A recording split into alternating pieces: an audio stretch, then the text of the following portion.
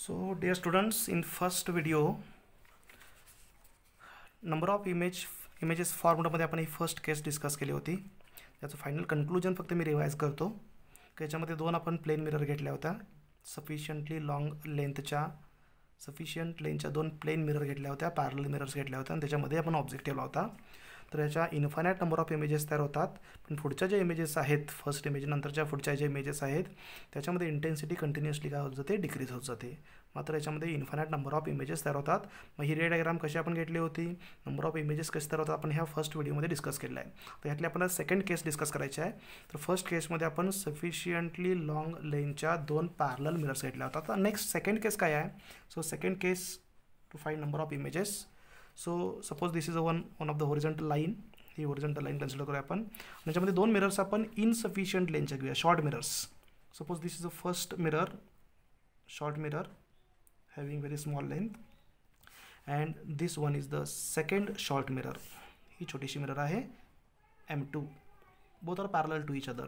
So this mirror is M1, this mirror is M2 and distance between two mirrors is 2 meter. Object is placed exactly at the middle point. So distance of the object, this is object, distance of the object from first mirror is 1 meter and distance of the object from the second mirror is also 1 meter. आता याच्यामध्ये image formation कसं होणार. आता आपण रे डायग्रामच draw करूया. समजा एक रे असा इन्सिडेंट झाला. First raise incident normally on the first mirror. तर तुम्हाला माहिती आहे नॉर्मल इन्सिडेंट्समध्ये ज्या डायरेक्शनला इन्सिडेंट रे आहे त्याच डायरेक्शनला रिफ्लेक्टेड रे असणार आहे. Because angle of incidence is equal to 0, angle of reflection is also is equal to 0. So ray will reflected back in the same path तो रे ट्रेस करेल ह्या डायरेक्शनला.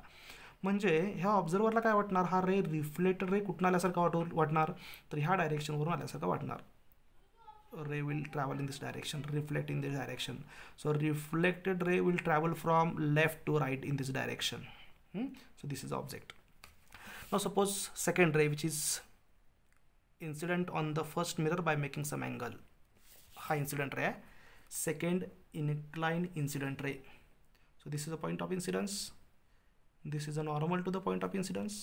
So according to laws of reflection, angle of incidence है, angle of incidence is equal to angle of reflection. So ray will be reflected in this direction.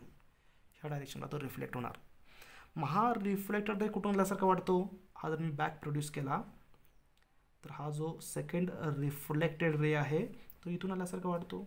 हा first reflected ray कुठून आल्यासारखं वाटतो तर इथून वाटतो. म्हणजे हा जो पॉईंट आहे इथून हे दोन्ही रे हे रिफ्लेक्टेड रे आल्यासारखे वाटतात. So this is the first image formed due to first mirror of the object. म्हणजे ऑब्जेक्टपासून किती डिस्टन्सवर असणार, तर हा ऑब्जेक्ट मिररपासून 1 मीटर डिस्टन्सवर असेल. तर ही जी फर्स्ट इमेज आहे I1, it is also at the same distance, that means 1 meter from the mirror. तर ही फर्स्ट इमेज तयार झाली I1. सिमिलरली हा जो ऑब्जेक्ट आहे तो ह्या मिररमध्ये इमेज तयार करेल. हा इन्सिडेंट रे तिथं जर रे रिफ्लेक्ट होईल तो इकडून आल्यासारखा वाटेल. हा सेकंड रे कुठे घ्या तुम्ही असा घेतला तर तो असा रिफ्लेक्ट होईल. We feel that this reflected ray will come from this point. This point is the second image of the object. हा झाला I2 सेकंड इमेज. आणि ही इमेज किती डिस्टन्सवर राहणार, तर हा ऑब्जेक्ट सेकंड मिररपासून 1 मीटरवर असेल तर हा सुद्धा 1 मीटरवरच तयार होणार. आता फर्स्ट केस आणि सेकंड केसमध्ये डिफरन्स काय आहे. फर्स्ट केसमध्ये इथं मिरर अवेलेबल होती रिफ्लेक्शनसाठी. हा रे फुडून रिफ्लेक्ट झाला इथून मिररवरून तर तो सेकंड इमेज तयार करेल. इथून हा रे इथून रिफ्लेक्ट झाला परत तर हा इकडं सेकंड इमेज तयार करेल. पण इथं मिररच अवेलेबल नसल्यामुळे याच्या पुढच्या इमेजेस तयार होणार नाही आहेत. So in this case only 2 images are formed. आता याच्यामधली जी थर्ड केस आहे ती अतिशय महत्त्वाची आहे. ज्याच्यामध्ये आपल्याला एक शॉर्टकट फॉर्म्युला बघायचा आणि एक ट्रिक बघायचं आहे. फॉर्म्युला नाही लक्षात राहिला तर आपण ट्रिक यूज करू शकतो. सो व्हॉट इज थर्ड केस. बघा मी डायग्राम ऑलरेडी थोडीशी ड्रॉ करून ठेवलेली आहे.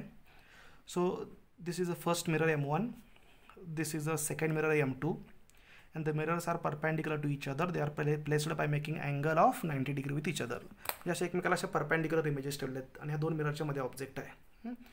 तर याच्यामध्ये किती इमेजेस तयार होतील असा क्वेश्चन विचारला जाऊ शकतो. तर बघा हा ऑब्जेक्ट आहे आपला O, हे फर्स्ट मिरर आहे, ही सेकंड मिरर आहे. हा जो ऑब्जेक्ट आहे तो जितक्या डिस्टन्सवर आहे मिररपासून, फर्स्ट मिररपासून, तेवढ्याच डिस्टन्सवर इकडे फर्स्ट इमेज तयार करेल.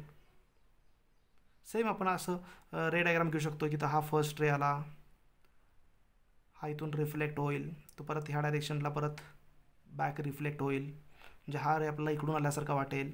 इथून समजा आणखीन एक रे असा इन्सिडेंट झाला तर तो इथून असा रिफ्लेक्ट होईल, मग तो इकडून आल्यासारखा वाटेल. म्हणजे ह्या दोन रेजमुळे आपल्याला इथे एक इमेज मिळेल.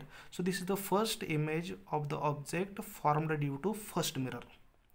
सिमिलरली हा जो ऑब्जेक्ट आहे त्याची एक इमेज इथे तयार होईल. ज्या डिस्टन्सवर हा ऑब्जेक्ट आहे ह्या मिररपासून तेवढ्याच डिस्टन्सवर इथं सेकंड इमेज तयार होईल.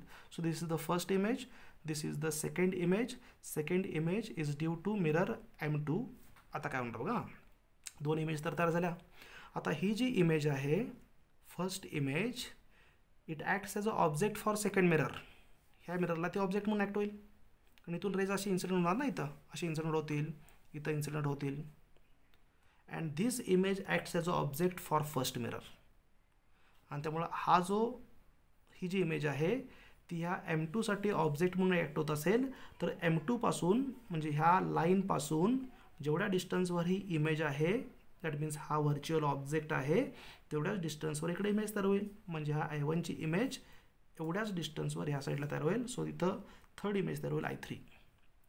सिमिलरली ही जी M1 मिरर आहे ह्याच्यापासून ही इमेज मीन्स व्हर्च्युअल ऑब्जेक्ट जेवढ्या डिस्टन्सवर असेल तेवढ्याच डिस्टन्सवर ह्या व्हर्च्युअल ऑब्जेक्टची इमेज तयार होईल. म्हणजे हा बरोबर दोन्हींच्या बायसेक्टरवर असेल, मध्ये असेल, बरोबर ह्या दोन प्लेन मिररच्या मध्ये असेल, तर ह्या दोन इमेजेसची जी इमेजेस तयार होणार म्हणजे I3 आणि I2 हे दोन्ही ओव्हरलॅप होणार, म्हणजे एकाच पोझिशनला असणार. आणि त्यामुळे तुम्हाला दिसताना इमेजेस किती दिसणार, 1, 2 and 3 इमेजेस 3 तयार होणार. बट आपल्याला किती दिसणार तर I1, I2 आणि I3 आणि I4 हे ओव्हरलॅप होणार. So in this case we find 3 images.